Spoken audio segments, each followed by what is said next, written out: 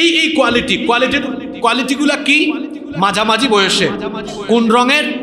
হলুদ রঙের। আবার এটা এমন গাভী যেটা দিয়ে কোনো কাজ করানো হয় না, সুস্থ সবল। খুঁজতে কোথাও এই ধরনের গাভী তারা পায় না। এখন তারা কয় মুশকিলে বললাম তো, গাভী খুঁজতে হয়রান। মুসা আলাইহিস সালামের কাছে এসে বলে, মুসা খুঁজতেছি পাই না তো।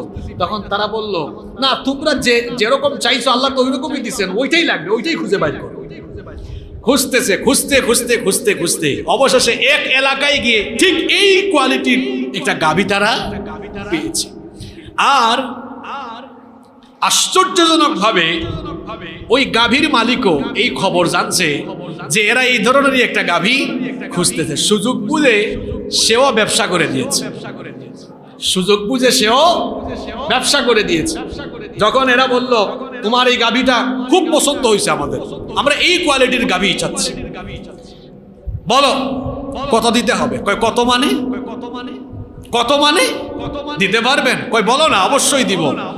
কয় কোনো দিরহাম দিয়ে হবে না, দিরহাম দিয়ে কোনো মুদ্রা দিয়ে হবে না। আমার এই গাভী কিনতে হলে এই গাভীর চামড়া ভর্তি স্বর্ণ আমাকে দেওয়া হবে, চামড়া ভর্তি